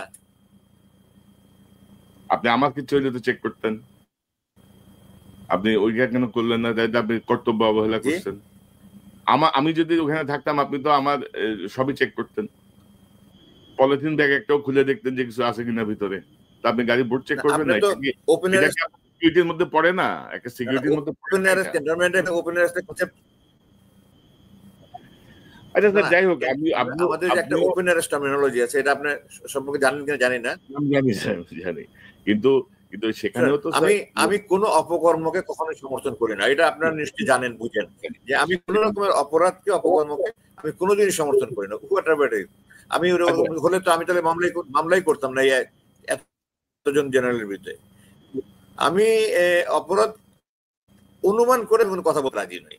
আপনার আমি প্রতিবাদ করব যে হ্যাঁ, তাকে মুজিবকে সেনাপ্রধান বা সেনাবাহিনী প্রশ্রয় তাকে ভাগিয়ে দেওয়া, মানে সে ভেঙে গেছে। আপনার প্রমাণ দেন, আই উইল প্রোটেস্ট। আপনার প্রমাণ দেন কবির সেনাবাহিনীর সমর্থন নিয়ে ভেঙেছে, আই উইল প্রোটেস্ট। আমি অন্যায়কে কোনোদিন প্রশ্রয় দিই না। আমি প্রত্যেকটা কাজ আখিরাত হিসাব করে করি, আমি দুনিয়া হিসাব করে কিচ্ছু করি না। আমি দুনিয়া অনেক কিছু অর্জন করতে পারতাম। আমি সারা জীবন অনেক সাফার করেছি, এটা যে আমি কোনোদিনই দুনিয়ার কথা চিন্তা করে করেছি। সূরা হাসর 59 নম্বর সূরা 18 নম্বর আয়াত আল্লাহ বলেছেন যে সবারই ভেবে দেখা উচিত সে ভবিষ্যতের জন্য কি করছে। আমি ওটা চিন্তা করে আমার প্রতিটা কথা কাজ করি। জি, আপনার সম্পর্কে আমার দেশের স্বার্থ চিন্তা করি। আপনার সম্পর্কে স্যার আমার ধারণা ক্লিয়ার, আপনার ব্যাপারে কোনো ইয়ে নাই। কিন্তু ধরেন একজন সেনা জিনিয়াস, আমি সেটাই বলছি যে আপনি এটা মনে করবেন না যে আমি অন্যায়ের পক্ষ নিই। আমি পক্ষ নিচ্ছি না। আমি অন্যায় করলে আমার কাছে যদি সুনির্দিষ্ট প্রমাণ থাকে আমি অবশ্যই এটা প্রতিবাদ করবো। আমি অনুমান নির্ভর বা হিয়ারসের উপর ভিত্তি করে আমি কোনোদিনই বলবো না যে এটা করা হয়েছে, এটা করা হয়েছে। Sir, this is not hearsay. ওনারা পালাই গেছে, এটা হচ্ছে সত্য, এবং এই পালানোর দায় সেনাবাহিনীর, জেনারেল ওয়াকারের এবং যারা দায়িত্বে ছিল। পালাই গেছে ফ্যাক্ট, কিন্তু সেনাবাহিনীর সহায়তায় পালিয়ে এটা আপনি স্পেসিফিক প্রমাণ দেন আমাকে। আপনি সেনাবাহিনী যদি সহায় করে তাহলে শুধু একমাত্র জেনারেল কোরকে কেন করবে? বাকি 15 জন অফিসার এলপিআর দিয়েছিল, তাকেও তো তারা। স্যার, আপনি কি মনে করেন আপনি করেন আপনি যে 15 জনকে সেনাবাহিনী পালাতে দিল না, কবি ভাই, মানে what is so special about him? না, এটা নিয়ে তার প্রতি কেন আলাদা বলেন? জি, এটা নিয়ে যে বিষয়টা ধরেন আমাদের কাছে তথ্য আছে বা আমরা যেটা জানি, যে শেখ হাসিনা তার রাইট হ্যান্ড হিসেবে বেশ কিছু তালিকা তৈরি করে দিয়েছিলেন যে আমার এদেরকে লাগবে বা এদেরকে কিছু করতে পারবে না, এদেরকে বের করার ব্যবস্থা করে দাও। তো সেই অনুযায়ী ব্যবস্থাটা হয়েছে, এবং ধরেন যার জন্য ধরেন কিছু অপরাধীকে পালিয়ে যেতে দেওয়া হয়েছে, কিছু অপরাধীকে বিশেষ ব্যবস্থা নেওয়া হয়েছে। তো যাই হোক, এগুলো আসলে সময়, এখন যে দুনিয়া, এই দুনিয়া আপনি কোনো কিছু গোপন করে রাখতে পারবেন না। দুদিন আগে আর পরে সব চলে আসবে। বাট বাস্তবতা হচ্ছে এই অপরাধীরা ওপেন দিয়েছে, তারা পালিয়ে গেছে। স্যার, ওপেন অ্যারেস্ট বলেন আর যাই বলেন, এরা পালিয়ে গেছে সেনা হেফাজতের ওপেন অ্যারেস্ট হোক আর যাই হোক, সেনা হেফাজত বা নজরদারির মধ্য থেকে, ক্যান্টনমেন্টের মতো সুরক্ষিত জায়গা থেকে তারা পালিয়ে গেছে। এটা অবশ্যই, মানে এটা দায়ভার সেনাবাহিনী নিতে হবে। এবং ওপেন অ্যারেস্টের লোক ভেগে যাওয়াটা, এটা দায় তাদের নিতেই হবে। জি, জেনারেল কবিরকে কিন্তু এখন পর্যন্ত ইয়ে ঘোষণা করা হয়নি, ওই যে কি বলে এটাকে, কি একটা বলে না আপনাদের টার্মসে, যে পালিয়ে গেলে কি হয়, মানে ঠিক মতো।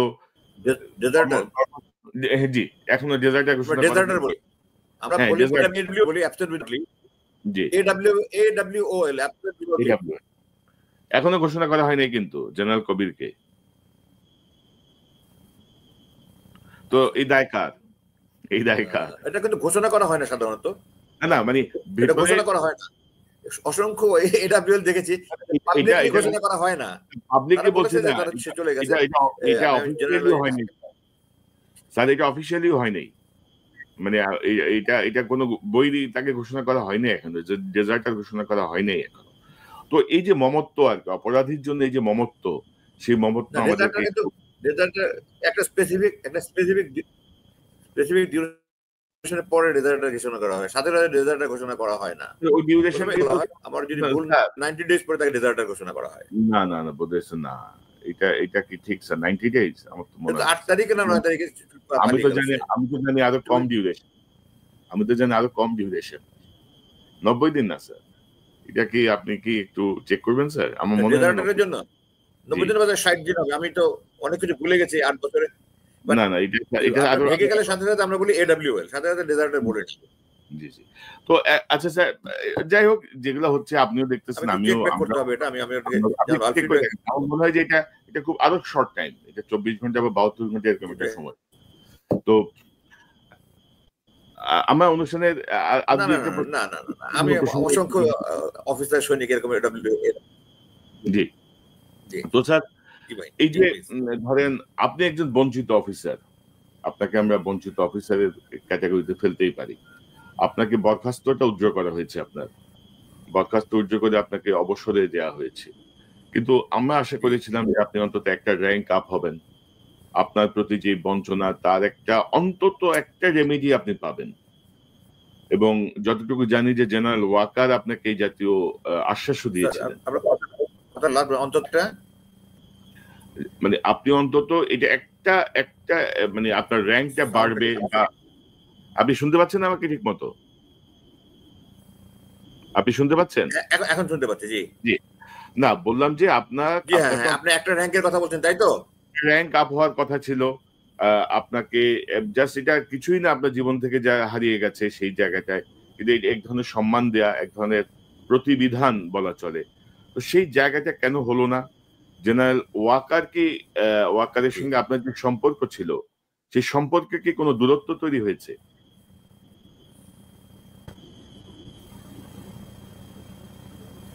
জি ওয়াকার আমাকে কয়েকবারই বলেছে এটা, স্যার আপনার যে ক্ষতি হয়েছে, আমি সারা পৃথিবীর সমস্ত কিছু, ব্যাংকের যে সম্মান অনেক বড়, যারা মনে করেন 3 স্টার 4 স্টার হয়েছে যখন পলাতক আছে, মানুষ গালি খাচ্ছে, ওটা থেকে তো আল্লাহ আমাকে হাজার গুণে ভালো রেখেছে, 1 নম্বর কথা। 2 নম্বর কথা, আমি সবসময় বিশ্বাস করি আল্লাহ যেটা রেখেছে সে পৃথিবীতে কোনো শক্তি আমার থেকে নিতে পারবে না, আমাকে আটকাতে পারবে না। আর আল্লাহ যেটা দেবে না সেটা সারা পৃথিবীর শক্তি মিলিয়ে দিতে পারবে না। এই জন্য আমি জানি বোর্ড হয়েছে, একটা কাজ করছিল জানি, আমি বোর্ডে খোঁজ খবর নেই না। বাট আপনি যেটা বলছেন, আমি শুনেছি যে সেনাবাহিনী থেকে 150 অফিসারের মতো নাম গেছে, এয়ারফোর্স নেভিরও নাম গেছে অফিসারদের, এবং তারা এগুলো কাজ করছে। গত অগস্ট মাসে বোর্ড হয়েছে, তারা এগুলো নিয়ে কাজ করছে, এতটুকু আমি তথ্য পেয়েছি। বাট আমি এগুলো নিয়ে বেশি খোঁজ খবর করি না, আসলে আমার সময়ও নাই অ্যাকচুয়ালি, আমি তো সময়ও পাই না ততটা। সময় থাকলেও আমি কোনোদিনই খোঁজ নিতে যাবো না এগুলো। এনিওয়ে জি ভাই। না জি তো না, আমি যেটা দেখছিলাম যে ডেজার্টের জন্য 30 দিন সময় লাগে ডেজার্টার ঘোষণা করার জন্য, but absent without leave AWOL এখনো 30 দিন। 30 দিন লাগে। ভুলেছি, এখন অনেক কিছু ভুলে গেছে। 30 দিন লাগে। তো তারপরে তার বিরুদ্ধে রিড করবো, বাট আমার মানে এই 8 বছরে যে আমি সুস্থভাবে কথা বলছি আপনার কাছে, এটা আল্লাহর কাছে আদেশ শুকর। আমি যে মানসিক রোগী হইনি, অনেক কিছু ভুলে গেছি, আমি অনেক কিছু ভুলে গেছি। না আলহামদুলিল্লাহ যে আপনি এখনো যে মানসিক শক্তিতে কথা বলেন, বা এখনো যেভাবে আপনি মানে প্রতিবাদ করেন বা অনেক বিষয় নিয়ে আসেন, এটা আমরা মনে করবো যে একটা ঐশ্বরিক একটা সহযোগিতা আপনার প্রতি ছিল, রহমত ছিল, নাহলে সম্ভব না এই 9 বছর। আল্লাহর রহমত সবার লাখ লাখ মানুষ, জি সবার দোয়ায়, সবার দোয়া, কোটি কোটি মানুষের দোয়া আমি মনে করি, আর বাবার দোয়া। আমি সারা অনেক প্রতিবন্ধকতা আপনি বললে পার পেয়ে যাবে না, যে সেনাবাহিনীর কোনো আইনে না, কিন্তু কিছু বিভ্রান্ত অফিসার, কিছু অসাধু অফিসার সারা জীবন আমার প্রমোশন, আমার পোস্টিং, আমার ফরেন কোর্স, ফরেন মিশন, সবগুলো আমি বঞ্চিত হয়েছি আজীবন। আপনারা সেনাবাহিনী যে কোনো অফিসারকে জিজ্ঞাসা করতে পারেন, সেনাবাহিনীর কোনো অফিসার আমার যে বঞ্চনা তার 10 ভাগের 1 ভাগও বঞ্চিত। তো আমার সমস্ত ভালো ভালো পোস্টিং। জি ব্রিগেডিয়ার আজমি, এই জেনারেল ওয়াকারের সঙ্গে কি আপনার দূরত্ব তৈরি হয়েছে? জেনারেল ওয়াকারের সাথে এখন কি আপনার কোনো দূরত্ব তৈরি হয়েছে? দূরত্ব না, সে দূরত্ব শব্দটা তো একটু ভেগ শব্দ। আমি আগে কথা বলতাম, বাট এখন যেহেতু আমার বিষয়টা স্পর্শকাতর, তার বিষয়টা একটু স্পর্শকাতর, আমি সরাসরি কথা বলি না, বাট ইনডাইরেক্টলি তার অফিসারের মাধ্যমে, সেই গত সপ্তাহ 1 সপ্তাহ হয়নি, আমার সাথে তার উচ্চপদস্থ কর্মকর্তা আমাকে ফোন করে বলছেন আপনার খোঁজ খবর নিয়েছে, আপনি কেমন আছেন। এবং আরেকজন আমাকে জানিয়েছে সে রংপুরে ওখানে গিয়েছিল, ওখানে বলেছে আমরা স্যারের জন্য খুব কষ্টবোধ করি, সব লিখলে অফিসারদের সামনে বলেছে, ওখান থেকে ফোন করে একজন জানিয়েছে স্যার। কিন্তু আমাদের মধ্যে দূরত্ব যেটা বলেন, আমি ওরকম কোনো দূরত্ব মনে করি না। আমি সরাসরি এখন আমি যোগাযোগ করি না। আর আমি মনে করি এটা এই মুহূর্তে আমার বিষয়টা তো একটু বেশি স্পর্শকাতর বাবার কারণে, তো আমি এটা কথাবার্তা বলার এটা অন্যরকম ব্যাখ্যা হতে পারে, এই কারণে আমি ইচ্ছা করে যোগাযোগ করি না। কিন্তু আপনি যোগাযোগ করতে চাইলে কোনো সমস্যা নাই, ও কোনোদিন বলেনি যোগাযোগ করবেন না স্যার। না, অন্তত ধরেন বঞ্চিত অফিসারদের মধ্যে ধরেন আপনাকে আমরা বঞ্চিত অফিসারদের বিষয়ে ধরেন বিষয়ে গত 14 মাসেও কোনো কার্যকর সিদ্ধান্ত এখন পর্যন্ত নেওয়া যায়নি। মেজর জেনারেল হাফিজের যে কমিশন ডক্টর ইউনূস করে দিয়েছেন, সেই কমিশনকেও কিন্তু সেনাবাহিনীর তরফ থেকে সহযোগিতা করা হচ্ছে না। এটা অগাস্ট মাসে, অগাস্ট জি মাসে করেছে। জি, অগাস্ট মাসে যেটা করছেন ওটাতে এখনো আমি সহযোগিতা শুনেছি করা, সেটা। ফুললি সহযোগিতা তারা পাচ্ছেন না। তো বঞ্চিত অফিসারদেরকে, অর্থাৎ হাসিনা যাদেরকে ক্ষতিগ্রস্ত করলো, তাদের বিরুদ্ধে কেন ব্যবস্থা নিতে দিচ্ছেন না জেনারেল ওয়াকার? তাদেরকে কেন তিনি সম্মান ফিরিয়ে দেওয়ার কাজে সেখানেও কেন বাধা সৃষ্টি করছেন? আপনি কি মনে করেন? কারণ আপনার তো ধরেন, আপনি তো মেজর জেনারেল হয়ে যাওয়া উচিত ছিল। আপনি মেজর জেনারেল পদে আপনাকে সম্মানিত করা উচিত ছিল আরো ধরেন 9 মাস আগে। আপনার যেদিন আপনার বরখাস্ত থেকে আপনাকে অবসর দেওয়া হয়েছে সেদিনই আপনাকে এটা দিয়ে দেওয়া দরকার ছিল। তো সেইটাও তো করে নাই। বঞ্চিত অফিসাররা এখন অনেকটা আন্দোলন করছেন যে আমাদের সম্মান ফিরিয়ে দাও। কেন এটা হচ্ছে? আমি আপনি সেনাবাহিনীর যে সম্মানের জন্য কথা বলছি, সেই সম্মান তো সেনাবাহিনী নিজেরাই শেষ করে দিতে চাচ্ছে। আপনি কি মনে করেন স্যার? এটা তো দেখেন আপনি, আমি জানি আমার ছোট ভাইয়ের বন্ধু সিনিয়র অ্যাসিস্ট্যান্ট সেক্রেটারি হিসেবে করতে শিখেছি, ভালো করি। ভিতরে কষ্ট থাকলেও আমি এটা খুব হিসেবে প্রকাশ করি। এটা করলে তো আমার বাহিনীর বিরুদ্ধে যাবে, এই জন্য আমি করি না এটা। ঠিক আছে, আমি আমার বাহিনীকে আমার সন্তানের মতো মনে করি, আমি আমার বাবা মার মতো মনে করি, আমি সেই হিসাবে ভালোবাসি। এবং আমি আমার রক্তক্ষরণ হয় যখন সেনাবাহিনী বদনাম হয়, সেনাবাহিনী কেউ কোনো খারাপ কাজ করে, সেনাবাহিনীর সাথে মানুষ হাতাহাতি করছে বা খাগড়াছড়িতে মানুষ পিটিয়েছে, আমার বুকে রক্তক্ষরণ হয়। আমি যেদিন আমাকে বরখাস্ত করা হলো, আমি ইউনিফর্ম খুলছি, আপনাকে বোঝাতে পারবো না। আমি ওখানে আলহামদুলিল্লাহ বলেছি, বাসায় এসে জোহরের নামাজের সময় শার্টটা খুলেছি, যখন আসরের সময় মসজিদে যাব তখন খুলছি, আমি নিজেকে চোখ দিয়ে ঝড় ঝরে পানি পড়ছে, মনে হচ্ছে যেন আমি জীবিত অবস্থা আমার নিজের গায়ের চামড়া নিজে খুলে ফেলছি। এবং আমি তখন আমার রুম থেকে আমার মায়ের রুমে গেলাম, আমাকে দেখে আমার মা একটা শব্দ করলেন, আমার মা হাউমা গান শুরু করলেন। আমার আব্বা অজু করছিলেন তখন আসরের নামাজ পড়তে যাওয়ার জন্য। আব্বা আমাকে বেরিয়ে এসে, বাথরুম থেকে বেরিয়ে এসে আমাকে এবং মাকে এই অবস্থায় দেখে ওনার মুখের কথা বন্ধ হয়ে গেছিল, কোনো মানুষ জানে না। ওনাকে হসপিটালাইজ করতে হচ্ছে, 7 দিন লেগেছে ওনাকে স্বাভাবিক অবস্থায় ফিরেছে। উনি এত আঘাত পেয়েছিলেন। আপনাদের দেখেছেন সারা জীবন অসাধু অফিসার আমাকে করেছে। আমি 1985 সালে জেনারেল ইকবাল করিম ভাই, উনি আমার বিএমএ প্লাটুন কমান্ডার ছিলেন, ওনার সাথে আমার সিনিয়র আর 2 সোর্ডের সাথে আমি কমপ্লিট করি। অগস্ট মাসে আমি বিদেশে কোর্সের জন্য নির্বাচিত হইলাম, মানে প্রথম হয়েছি, কিন্তু আমাকে দেওয়া হয় না, আমার সিকিউরিটি ক্লিয়ারেন্স নাই। এরকম সারা জীবন আব্বা দেখেছেন যে ওনার কারণে আমি সমস্ত যোগ্যতা থাকা সত্ত্বেও আমার প্রমোশন আমি বঞ্চিত হচ্ছি।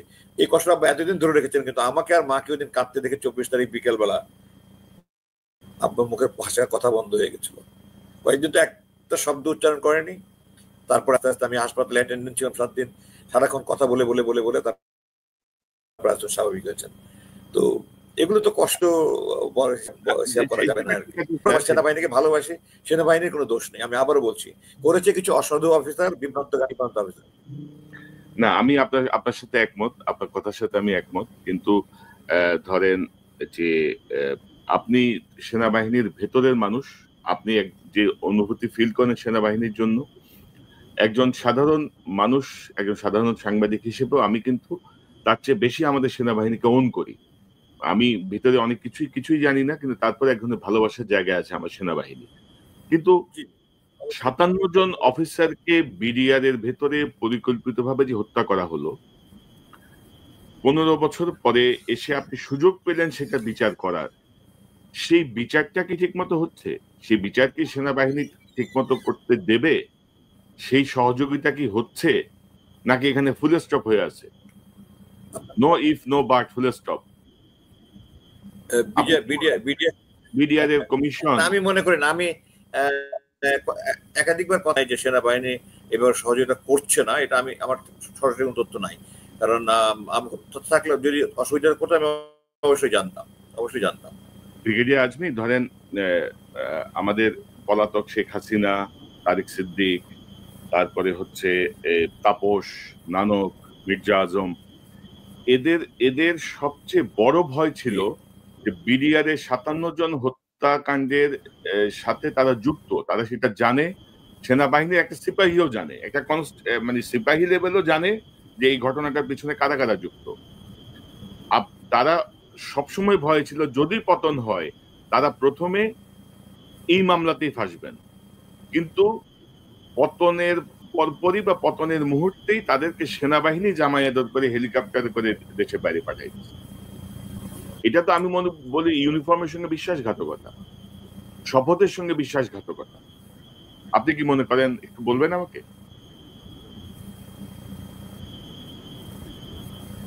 মনে করার বিষয়টা কিন্তু অনুমান, মনে করা মানে হলো অনুমান করা। আমার তথ্য কোরআন হাদিসে অনুমান করা নিষেধ আছে, আমি অনুমান করে কোনো কিছু বলি না। আমাকে মাফ করবেন, আমি অনুমান করে, আমি আখিরাতকে ভয় করি ভাই। আমি বললাম আমি আখিরাতকে ভয় করি। আল্লাহ বলেছেন আমি আল্লাহর আদেশ অমান্য করি না, রসুল বলেছেন আমি রসুলের আদেশ অমান্য করি না। রসুলের নাফরমান আল্লাহ বলেছেন, রসুলের নাফরমান আমার নাফরমান। তো আমি আমার আখিরাত চিন্তা করে কাজ করি, আল্লাহকে ভয় করি। স্যার আল্লাহকে আমিও ভয় করি। আপনি যেটা বলছেন আমি থিওরিটিক্যালি অনেক আপনাকে কথা বলতে পারবো, আপনি যেটা বলছেন একই টোনে বা কাউন্টার করে, কিন্তু ওই ওই ভয় আমি বলি না। আর প্লাস আরেকটা হলো যে আমার একটা শব্দ অনেক বেশি স্পর্শকাতর হয়ে যায়। জি স্যার, এই জন্য আমি আপনাকে দেখাবো, আমি খুলে আমি এখন গামছার যে কত জায়গায় ছিঁড়া আছে।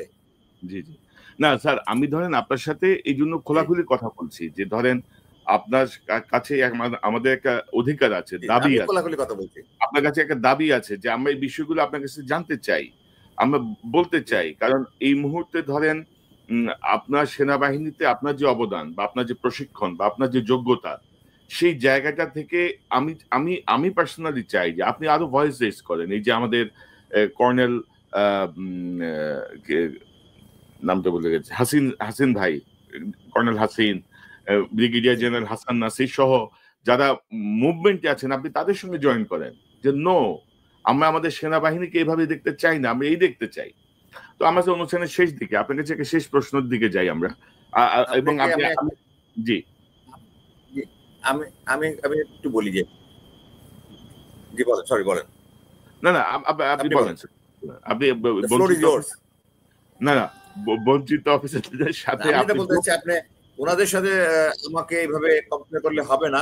কারণ আমি আমি আমি আপনি আমাকে মেরে ফেললে আমার মুখ দিয়ে সেনাবাহিনীর বদনাম বের করতে পারবেন না, ইন্ডিভিজুয়ালের বদনাম করবো আমি, সেনাবাহিনীর নামে আমি গালি দিব না। এবং আমি নীতিগতভাবে এটা পছন্দ করি না ওনারা যেভাবে সেনাবাহিনী অ্যাজ এ হোল ওনারা সেনাবাহিনীর প্রতি করে।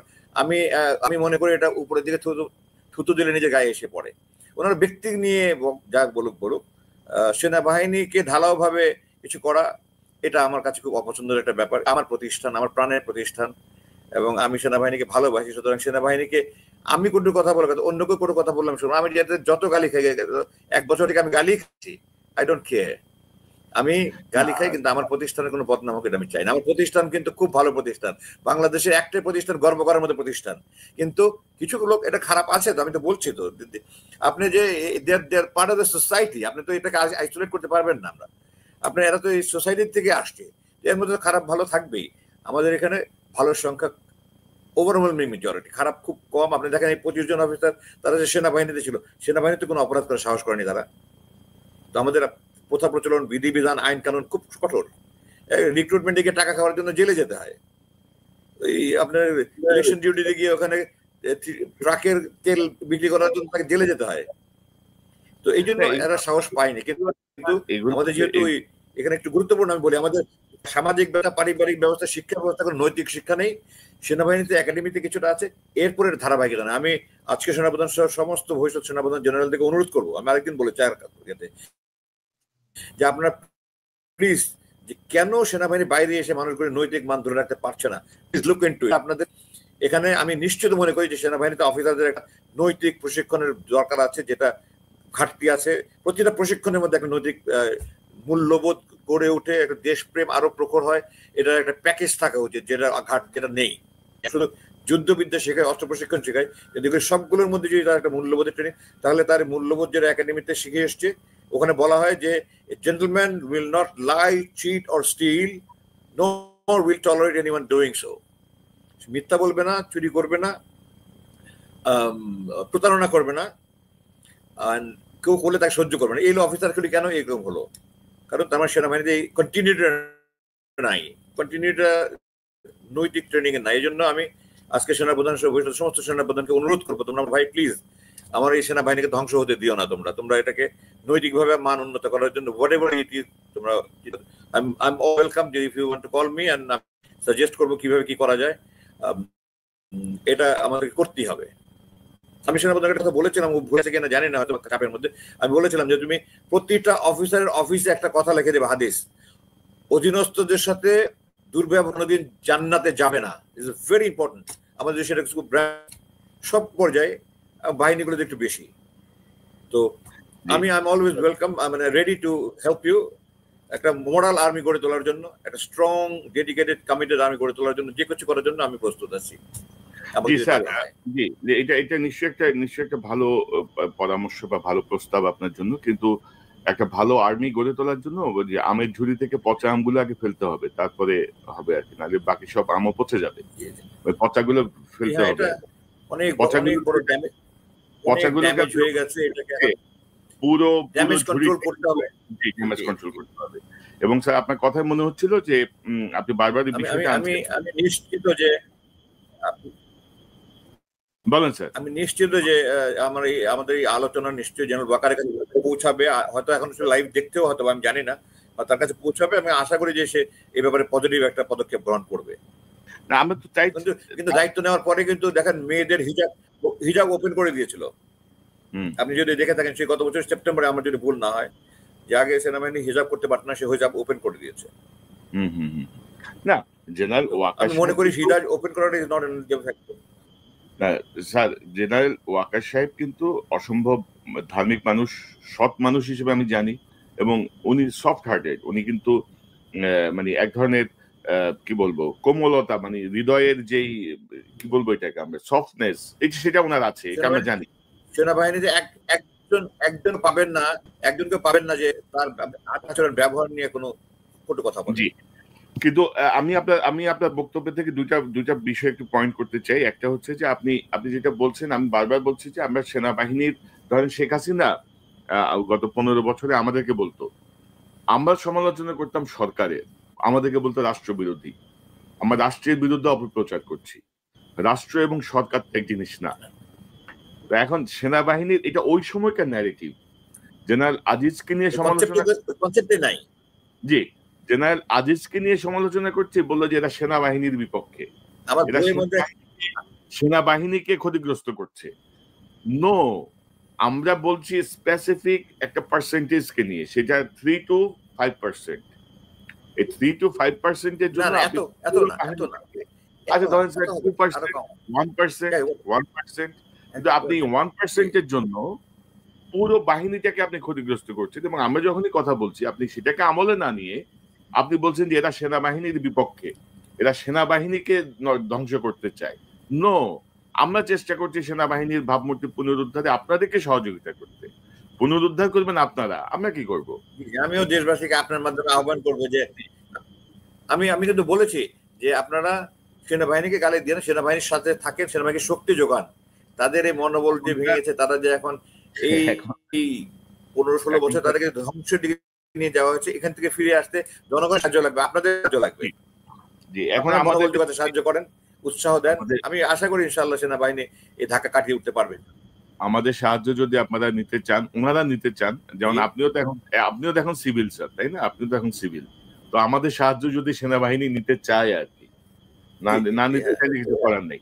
তো আমরা স্যার অনুষ্ঠানের একদম শেষ দিকে, ভারতের বিরুদ্ধে, ভারতের যে আগ্রাসন শেখ হাসিনার নেতৃত্বে বাংলাদেশে হয়েছে ক্রমাগত, সেই আগ্রাসনের বিপক্ষে গত এই 14 মাসে 15 মাসে আমাদের কি কোনো অগ্রগতি আছে মনে করেন?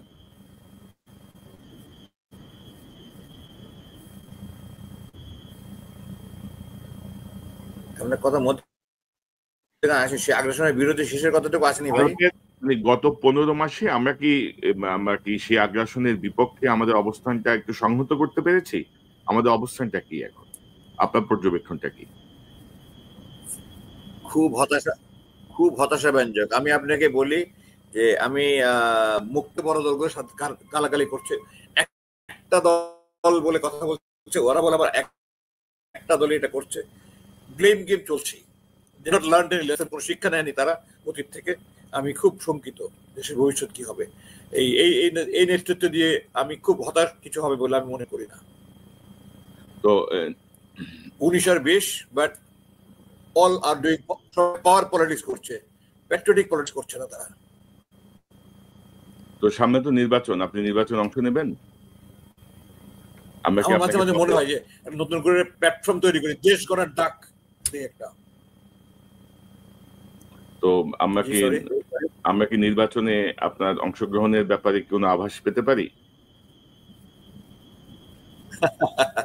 না, এটা নিয়ে আমি অনেকবার বলেছি যে present condition is absolutely not conducive. এখনকার বর্তমান পরিস্থিতি আদৌ আমার জন্য সহায়ক না। সুস্থ রাজনীতি করার মতো পরিস্থিতি আমি আছে বলে মনে করি না। তো এই নির্বাচনে নো ওয়ে, প্রশ্ন ওঠা। এখন আমাকে জেনারেল নুরুদ্দিন, যখন আমি চাকরি ঢোকার আগে উনি সেনাপ্রধান ছিলেন, আমাকে খুব স্নেহ করেন। উনি আমাকে ডাকিয়েছিলেন আমার বই পাবলিশের পরে অগস্ট মাসে বা সেপ্টেম্বর মাসে। উনি আমাকে বলেছেন, আমি বললাম স্যার অবস্থা ভালো না, তুমি নেক্সট ইলেকশনে করবা তুমি? উনি আমাকে জিজ্ঞাসা করলেন। আমি তখন বললাম যে স্যার যদি পরিস্থিতি ভালো হয়, আমি এমন কোনো পণ করিনি যে আমি ইলেকশন করবো না। যে সেজন্য কাজ করতে হলে নির্বাচন করা বা সংসদে যাওয়া বা একটু কোন দায়িত্ব পাওয়াটা না করলে তো আপনি মানে আপনি একটা অবস্থান না আপনি কাজ করতে পারবেন না, চিৎকার চেঁচামেচি করে কাজ হবে না। কিন্তু আমি এই সংসদে যেতে চাই না যেখানে একজন গান গাইবে, আমি আমার নেত্রীর গান গাই দেশ বিদেশে, আবার এখানে আরেকজন নামে মাননীয় প্রধানমন্ত্রী বলতে বলতে 10 মিনিটের মধ্যে 5 মিনিট ওগুলি মুখ ফেরে, আর এমন একজন স্পিকার হবেন যার নামে 2001 সালে দেখেছি তার নাম আপনার এই সন্ত্রাসী লিস্টে ছিল। তো আমি এরকম সংসদে যেতে চাই না। It will be West of time for me. আমি মানুষের সাথে কাঁধ মিলে তার ঘর বানিয়ে দেব, তার গাড়ি ঠেলে দেব, আমাদের ওইটা ইফেক্টিভ মনে হয়। তো তারপরে আপনি সক্রিয় বিবেচনায় রাখেন, কারণ আমাদের দেশের রাজনীতিতে আমাদের সংসদে আপনার মতো মানুষদের দরকার যারা পজিটিভলি দেশকে নিয়ে ভাবেন, যাদের মধ্যে আমি এখন কাজ করছি, আমি দেশের জন্য কাজ করছি। আমি তিনটা ক্ষেত্রে দেশের জন্য কাজ করছি। একটা হলো আমি ইন্টেলেকচুয়াল ফিল্ড, আমি একটা থিঙ্ক ট্যাঙ্ক গ্রুপের চেয়ারম্যান হয়েছি, আরো যেটাতে সংযুক্ত আছি। আমি ওখানে কিছু আপনার অ্যাওয়ারনেস বিল্ড আপ করার জন্য কাজ করছি। আমি কিছু সোশ্যাল ওয়ার্ক করছি একটা অটিস্টিক ফাউন্ডেশন, একটা চ্যারিটেবল অর্গানাইজেশনের সাথে। আমি বিভিন্ন শিক্ষা প্রতিষ্ঠানে প্যারেন্টিং এর উপরে কাজ করছি। ইটস ভেরি ইম্পর্টেন্ট যে আপনি জানেন নেপোলিয়ন বোনাপার্ট বলেছিল যে গিভ মি গুড মাদার্স আইল গিভ ইউ গুড নেশন। তো আমাদের এই প্যারেন্টসদের যে রিয়ারিং অফ চিলড্রেন, সন্তানদের সুন্দরভাবে গড়িয়ে তোলা, এটা ব্যাপারে আমি যাই একটু লেকচার দিই, কোশ্চেন অ্যান্সার করি, কিছু গাইডেন্স দিই। এই তিনটার উপরে কাজ করছি। আমি আরো কিছু প্রাইভেট ইউনিভার্সিটি আমাকে চেয়েছে যে তারা আমাকে তাদের টিচারদের জন্য মোটিভেশনাল লেকচার দেওয়া সপ্তাহে 1 ঘন্টার জন্য। আমি নীতিগতভাবে রাজি হয়েছি। আমি দেশের জন্য কাজ করলে তো রাজনীতি করতে হবে নট নেসেসারি, এগুলো কিন্তু দেশের জন্য কাজ করাই ইনেবে। যদি পরিস্থিতি ভালো হয় আমি যাবো না, কোনো পণ করি না, আমি আবারও বলছি আপনাকে। আমি এখন আমরা চাই আমরা আপনার আরো অ্যাক্টিভ অংশগ্রহণ চাই, আপনার আরো অ্যাক্টিভলি আপনি ভূমিকা রাখবেন, সেটা আমি প্রত্যাশা করি অন্তত, এবং আমার মতো অসংখ্য মানুষ, লক্ষ মানুষ এটা প্রত্যাশা করে, সেটা আমি বিশ্বাস করি। আপনাকে অসংখ্য ধন্যবাদ ব্রিগেডিয়ার জেনারেল আজমি, আপনাকে মূল্যবান সময় দিলেন, আপনার অনেক কথা শেয়ার করলেন, এবং আপনার উপর আমি আস্থা রাখতে চাই যে আপনি নিশ্চয়ই হতাশ হবেন না। হতাশ হওয়া আল্লাহ পছন্দ করেন না। আপনি নিশ্চয়ই আপনার ছাত্র জেনারেল ওয়াকারকে পরামর্শ দিতেই থাকবেন। সেনাবাহিনীর স্বার্থে, সেনাবাহিনীর সম্মান পুনরুদ্ধারের স্বার্থে, ভারতীয় আগ্রাসনকে বিরুদ্ধে যে ভূমিকা, দেশের স্বার্থে। আপনি যেহেতু একটা সুবিধাজনক অবস্থায় আছেন, সেনাবাহিনীর শতকরা 90% অফিসার আপনার প্রতি সহানুভূতিশীল, আপনার প্রতি আপনাকে ভালোবাসে, শ্রদ্ধা করে। জেনারেল ওয়াকার আপনার ডিরেক্ট ছাত্র, সেই জায়গায় এবং আপনি যেটা বলছিলেন প্রায় 200-250 অফিসার, শীর্ষ পর্যায়ের অফিসার আপনার ছাত্র। তো সবাই মিলে আসেন, আমরা একটা ট্রাই করি সেনাবাহিনীটাকে আবার সেই দেশপ্রেমিক সেনাবাহিনীর সম্মানের জায়গায় নিয়ে যাই, জনগণের তো আরো সুবিধা। আমরা আবার সেনাবাহিনীকে জন আস্থায় নিতে চাই, যেন সেনাবাহিনীর একটা ইউনিফর্ম দেখলে যেন বিপদের সময় মানুষজন নিশ্চিন্ত হয় যে না, আমাদের সেনাবাহিনী চলে আসছে, আমরা এখন ন্যায় বিচার পাবো। সেই জায়গাকে আমরা ফিরিয়ে নিতে চাই, যেটা 2009 সালের আগে সেনাবাহিনীর অবস্থান ছিল। তো ব্রিগেডিয়ার আজমি, অসংখ্য ধন্যবাদ। আপনার যদি শেষ কোনো মন্তব্য থাকে আমরা অনুষ্ঠান শেষ করব। আমি দেশবাসীকে বলবো যে আপনারা এই দেশপ্রেমিক সেনাবাহিনীকে অনেকে এখান থেকে ক্ষতি করেন। এটা আপনার প্রতিষ্ঠান, জাতীয় স্বাধীনতা, সার্বভৌমত্ব, অখণ্ডতা, ঐক্যের প্রতীক, আস্থার প্রতীক। এটাকে আপনারা ধ্বংস করে দিয়েন না। একটাই এখনো আল্লাহর মতো, আমি অন্তত 500 জনকে গত কিছুদিন জিজ্ঞাসা করেছি, একটা লোক বলে না যে ভারত আমাদের বন্ধু। এই এই বাহিনীটাকে আপনারা বদনাম রটিয়ে কয়েকজনের জন্য বাহিনীটাকে গালি দিন। সবার কাছে হাত জোর করে মাপ যাচ্ছি, আপনারা মানুষকে যত গালি দেন কোনো সমস্যা নেই, যারা অপরাধ যত গালি দেন, আমি তাদের বিচার চাইছি, তো আমি বিচার তাদেরকে আদালতে নিয়ে গেছি। আপনারা এই বাহিনীটাকে গালি দিবেন না, নিজের দোয়া করেন আল্লাহ যেন এই ক্ষতি যেটা করেছে ফ্যাসিস্ট সরকার এটা কাটিয়ে উঠতে সাহায্য করে আমাদেরকে, এবং আমাদের সেনাবাহিনী যারা আবার সে পূর্বের সম্মান গৌরব ফিরে পায় এবং সেই হিসাবে কাজ করতে পারে দেশের জন্য, জনগণের জন্য, দেশের স্বাধীনতা এবং অখণ্ডতার জন্য। সবার কাছে আমার এই আবেদন থাকবে, আপনার মাধ্যমে দেশবাসী বাংলাদেশে এই আবেদন রাখতে চাই। এবং সেই সাথে আমি সকল জেনারেলদেরকে বলতে চাই, প্লিজ লুক ইনটু ইট, যে তোমার অফিসাররা যেন নৈতিক মান নষ্ট না হয় ওটা ধরে রাখতে হবে, নৈতিক শিক্ষা দিতে হবে। ধন্যবাদ, আপনাকে অসংখ্য ধন্যবাদ। এবং আমরা চাই যে সেনাবাহিনীর ভেতর থেকে বা সেনাবাহিনীর কোনো কর্মকর্তা এমন কোনো কর্মকাণ্ডে যুক্ত হবেন না যেটা সমালোচনার জন্য আমাদেরকে বলতে হয়, যেটা আমাদেরকে বলতে বাধ্য করে যে এটা হয়েছে, এবং তখনই অটোমেটিক সেনাবাহিনীর নামটা চলে আসে। ব্রিগেডিয়ার জেনারেল আজমি, আপনাকে অসংখ্য ধন্যবাদ আপনার মূল্যবান অংশগ্রহণের জন্য। আমি আপনার এখানে আসতে পেরে খুব আবেগাপ্লুত। আপনার মতো একটা এরকম, আপনার একটা সেলিব্রিটি আপনার এখানে অনুষ্ঠান হতে মানে যোগদান করতে পারে আমার জন্য অনেক বড় একটা প্রাপ্তি। না, আমি খুব সম্মানিত যে আপনি সাড়া দিয়েছেন আমার সঙ্গে